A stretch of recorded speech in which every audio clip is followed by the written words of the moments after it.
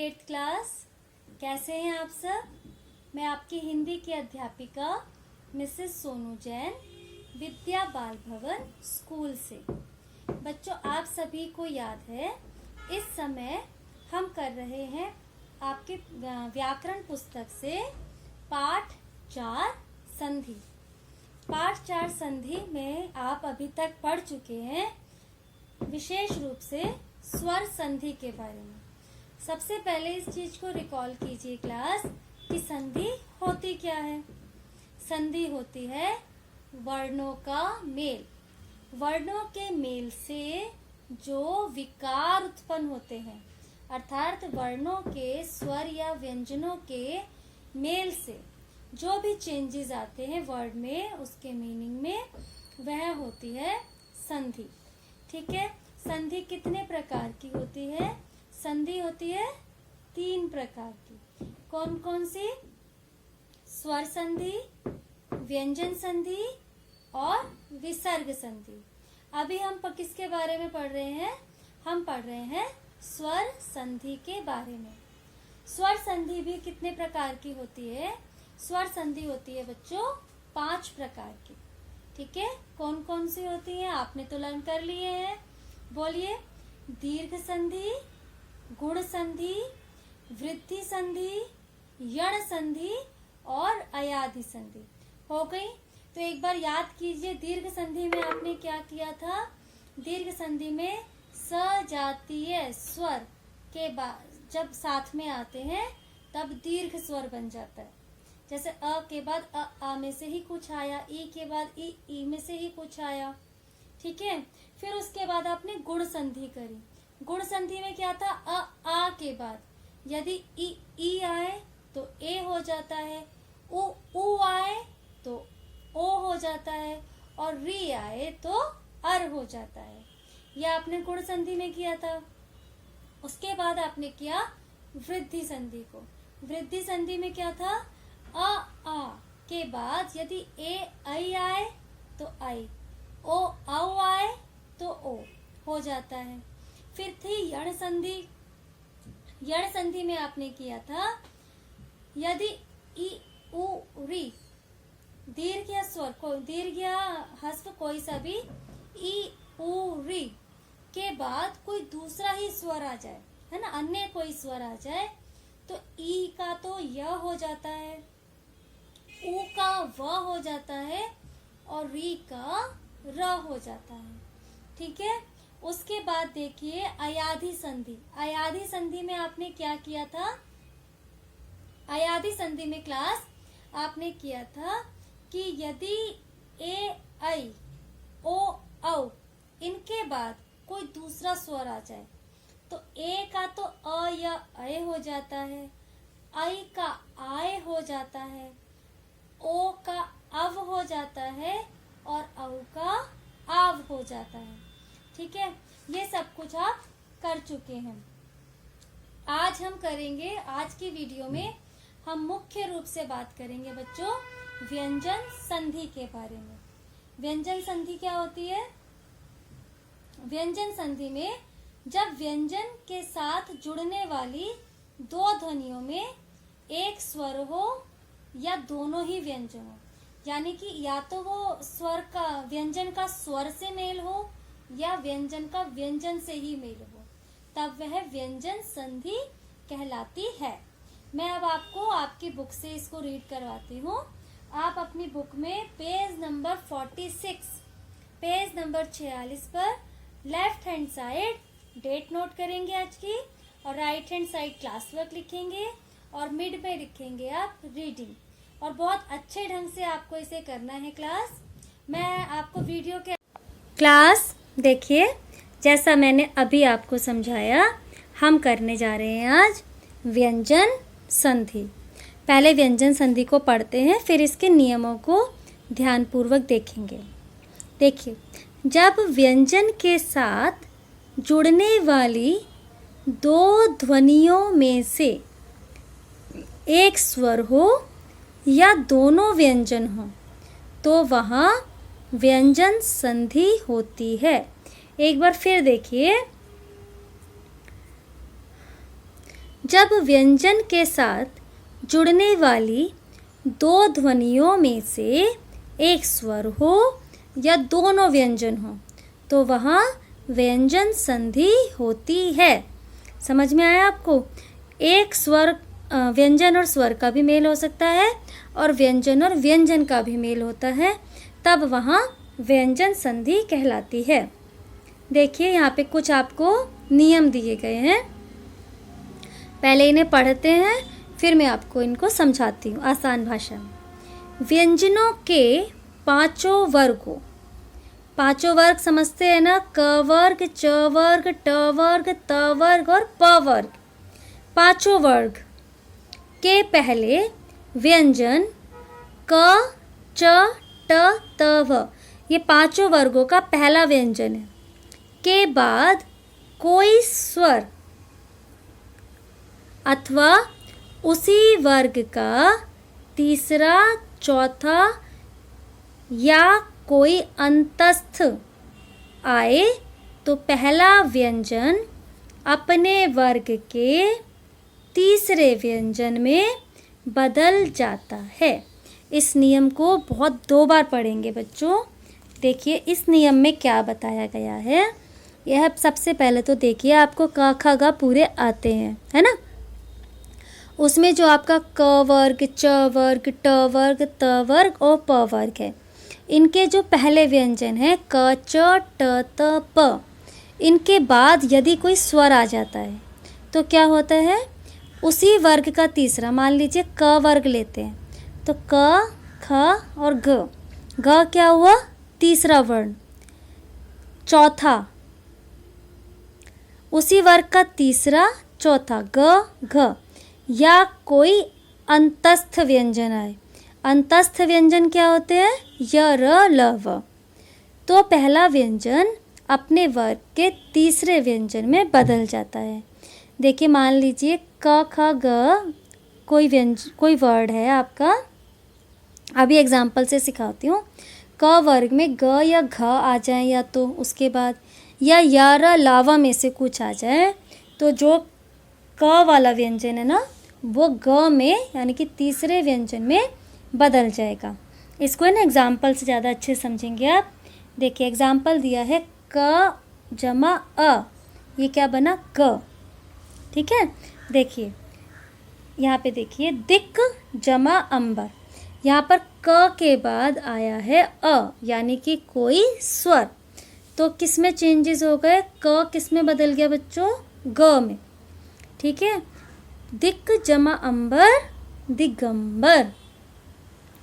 एक और एग्जाम्पल दिया गया है क के बाद जब ग आया, ग यानी कि उसी वर्ग का तीसरा वर्ण, तो क के बाद ग आया तो क बदल गया ग, अर्ध ग में। ठीक है, दिग्गज। क्लियर हो गया अब? वहाँ पे वो पूर्ण ग क्यों बना था? क्योंकि उसके साथ अ स्वर जुड़ गया था तो वह पूर्ण हो गया था। यहाँ पर ये ग आधा ही रह गया है, स्वर रहित रह गया है। ठीक है, अब आगे और एग्जाम्पल देखिए। वाक जमा ईश, क के बाद है फिर से स्वर। ठीक है, तो फिर वो ग में बदल गया है। वागीश। वाक जमा जाल, यहाँ पे क के बाद है ज, ज क्या है?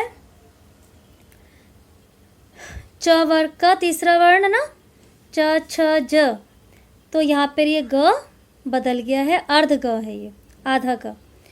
अब देखिए अच जमा अंत, च के बाद है अ यानी कि ये तीसरा वर्ण क्या है? ज, अजंत। आपको बच्चों क्या करना होगा? आपको इनके जो नियम है ना उन्हें बहुत अच्छे से याद करके समझ कर याद करना होगा, तब आप बहुत आसानी से यह काम संधि विच्छेद संधि के नियमों को अच्छे से पहचान कर आप सही विच्छेद कर पाएंगे। यहाँ पे देखिए जगत जमा आनंद, त के साथ अ जुड़ा है, आ जुड़ा है, तो ये क्या बन गया? जगदानंद। यहाँ पे देखिए त के साथ ई के साथ जुड़ गया तो बना दी। जगत जमा ईश, क्या बन गया? जगदीश। त थ द अपने ही वर्ग का तीसरा वर्ण। ठीक है, ये वाला देखिए आप, भगवत जमा गीता, त के बाद है व्यंजन, ठीक है। कौन सा व्यंजन? तीसरा व्यंजन। तो यहाँ पे क्या बन गया? त का द, भगवत गीता। क्लियर? अब यहाँ पे देखिए प और ज का दिखाया गया है। प का क्या होता है? ब होता है ना तीसरा व्यंजन। अप जमा ज, अब्ज, ठीक है। अब आप देखिए लास्ट इसका देखते हैं, उत जमा हार, त के बाद है ह व्यंजन, तो क्या बना? उद्धार। त थ द, त का बन गया द और ह का ध, यानी कि उसी वर्ड का तीसरा व्यंजन। यहाँ पे देखिए त के बाद है श, तो दोनों में अंतर आ गया है। त उत जमा श्वास, क्या बना? उच्छ्वास। त का हुआ च और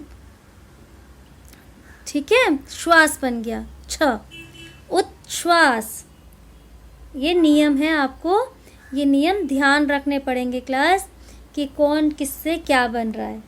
एक बार आप दोबारा से इस लेसन को रीड करेंगे, आपको बहुत अच्छे से ये समझ में आ जाएगी व्यंजन संधि। उसके बाद है दूसरा आपका नियम। क्या नियम है वह पढ़ते हैं। वर्ग के पहले वर्ण के बाद, वर्ग के पहले वर्ण के बाद यदि म या न हो तो पहला वर्ण उसी वर्ग के पांचवें वर्ण में बदल जाता है। अर्थात क ट त के स्थान पर ड़, न और न हो जाता है।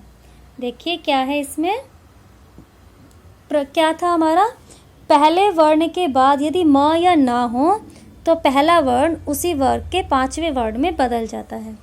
तो पहला वर्ण है क, उसके बाद है म, तो ये क ख ग घ ण, अणा बन गया है ये, ठीक है। देखिए यहाँ पे वाक जमा में, ये क्या बना? वांग में।